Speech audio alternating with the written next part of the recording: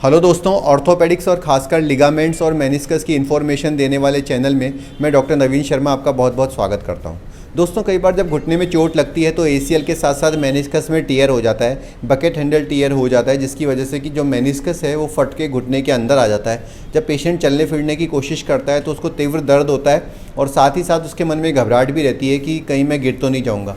जब वो लोग एमआरआई कराते हैं तो उसमें एसीएल या मेनिस्कस टियर की इन्फॉर्मेशन मिलती है और तब वो रिसर्च करना स्टार्ट करते हैं कि कहाँ पर जाकर मेरा बेस्ट इलाज हो पाएगा।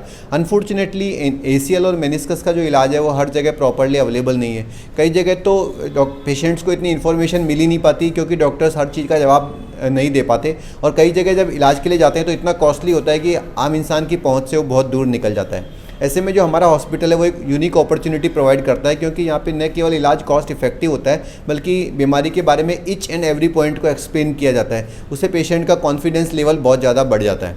दोस्तों, आज हमारे साथ एक ऐसे ही फाइटर मौजूद है जिनके कि मेनिस्कस का टियर था और उसकी रिपेयरिंग हमने सफलतापूर्वक की गई है। तो आइए इनका एक्सपीरियंस जो है मैं आप लोगों से शेयर करता हूँ। आपका नाम क्या है भैया? सर अमित पांडे। अमित पांडे जी, आप कहाँ के रहने वाले हो? सर फतेहपुर उत्तर प्रदेश। और आप क्या काम करते हैं फतेहपुर के अंदर? सर एडवोकेट हैं। अच्छा, और आपको जो मेनिस्कस की चोट थी वो लगी कैसे थी? सर ये एक बाइक वाले ने टक्कर मार दिया था जिससे हम गिर गए थे और आगे ईंटों का ढेर पड़ा हुआ था, उसमें मेरा पैर पूरा ट्विस्ट कर गया था। तो उसके बाद जब आपकी चोट लग गई तो उसके बाद आपने आसपास में किसी डॉक्टर को दिखाया था? दिखाया था, 3 डॉक्टर्स को दिखाया था, तो सेटिस्फाइड नहीं थे सर वो किसी तरीके का। क्या ओपिनियन थी वहाँ पर? सर उन्होंने सीधा कह दिया था कि इसमें कोई कह रहा था कि रेस्ट करिए, 14 दिन बाद आइए। फिर उन्होंने 3 बार हमको 14 दिन बाद बुलाया, और एक लोग कह रहे थे कि एक डॉक्टर साहब कह रहे थे कि आपको तुरंत जो है इसमें रिपेयर ऑपरेशन करना पड़ेगा, उसमें ट्रिमिंग भी कर सकते हैं, ट्रिम करके बाहर कर सकते हैं और रिपेयर भी कर सकते हैं। मेनिस्कस को ट्रिम नहीं करवाना चाह रहे थे बल्कि रिपेयर कराना चाहते थे। दोस्तों, इन्होंने बहुत अच्छी बात कही है। देखिए, मेनिस्कस हमारे घुटने का महत्वपूर्ण स्ट्रक्चर है जो घुटने में कुशनिंग करता है। अगर आप काफ़ी सारे सेंटर्स पे क्या होता है कि मेनिस्कस रिपेयरिंग की फैसिलिटीज़ अवेलेबल नहीं होती तो वो मेनिस्कस को काट के निकाल देते हैं। तो दोस्तों, ऐसा हमें नहीं करना होता। मेनिस्कस को जहाँ तक हो सके कोशिश करनी चाहिए कि मेनिस्कस को बचाया जा सके, क्योंकि वो लाइफ लॉन्ग हमारी हेल्प करता है, आर्थराइटिस होने से रोकता है। कभी कभी ऐसा हो सकता है कि मेनिस्कस इतना ख़राब हो कि आप कितना भी सिलो तो वो रिपेयर नहीं हो, लेकिन हमेशा मैं ये सजेशन देता हूँ कि एक बार अटेम्प्ट करना चाहिए मेनिस्कस रिपेयर का। तो आपने जो मैंने मेनिस्कस रिपेयर किया था वो लाइव देखा था? सर आपने दिखाया था टीवी पे, मुझे सब दिख रहा था कि आप उसको रिपेयर कर रहे हैं, सूचर्स लगा रहे हैं। दोस्तों, इनकी एमआरआई पे ऐसा भी लिखा हुआ आया था कि पार्शियल एसीएल टियर है या एसीएल का कुछ स्ट्रेन है, लेकिन जब हमने कैमरा डाला तो इनका जो एसीएल था वो परफेक्टली नॉर्मल था।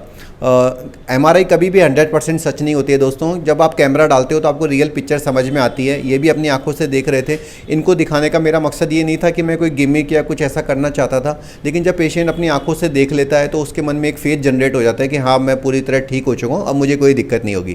तो जी, मेरा ये सजेशन ये रहेगा कि जैसे जैसे हम आपको एडवाइस करेंगे वैसे वैसे कसरत आपको करनी है। 45 दिन तक आपको पैर पे वजन नहीं लेना है, उसके बाद आप धीरे धीरे वेट डालना शुरू करिएगा। 60 दिन में आप डेली 2 से 3 किलोमीटर वॉक करना स्टार्ट कर दीजिएगा, क्योंकि बहुत ज़्यादा बेड रेस्ट करना भी अच्छा नहीं होता, उससे हमारी हड्डियाँ कमज़ोर हो जाती हैं। समय समय पे मैं इनको एडवाइस देता रहूँगा, बार बार इनको मेरे पास आने की ज़रूरत नहीं रहेगी। आपका हमारे यहाँ का जो टोटल एक्सपीरियंस था वो आप कैसे समराइज़ करोगे? जैसे आप काफ़ी सारे हॉस्पिटल्स में गए और यहाँ का जो एक्सपीरियंस था, जिस उम्मीद से आप इतनी दूर से हमारे पास आए थे, तो कैसा लगा आपको टोटल एक्सपीरियंस? बहुत अच्छा लगा, बिल्कुल परिवार के जैसा। पूरा स्टाफ ने बहुत कोऑपरेट किया, बहुत हम्बल, और स्पेशली सर हनुमान सर ने हमें बहुत मॉरल सपोर्ट दिया। अभी कल रात में मैं थोड़ा सा परेशान हो गया था, उन्होंने मुझे बहुत सपोर्ट किया, 1 घंटा मुझे बैठा के समझाया और पूरा परिवार की तरह सर ट्रीट किया मुझे, और बहुत हम्बल सर।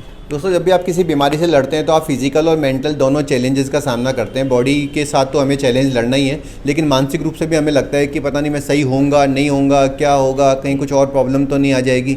मैं आप सब लोगों को, मिश्रा जी को भी यही मैसेज दूंगा कि आप अपनी पॉजिटिव सोच को बना के रखिए, क्योंकि जब हम अपनी सोच को नेगेटिव बनाते हैं तो बॉडी की फाइट लड़ने की क्षमता को खुद ही कम कर लेते हैं, अपनी इम्यूनिटी को कम कर लेते हैं। हमारे यहाँ के हॉस्पिटल की एक बहुत बड़ी इंपॉर्टेंट बात ये भी रहती है कि हम मेंटल सपोर्ट को प्रमोट करते हैं। मैं, मेरा स्टाफ हमेशा आपको पॉजिटिव बनाने की कोशिश करते रहते हैं, क्योंकि देखिए, पॉजिटिव इंसान बड़ी से बड़ी बीमारी से लड़ लेता है अगर उसके अंदर लड़ने की हिम्मत हो, और जो हथियार डाल देता है वो छोटी छोटी खांसी जुकाम के अंदर भी हथियार डाल देता है। आप अपनी सोच को पॉजिटिव रखिए।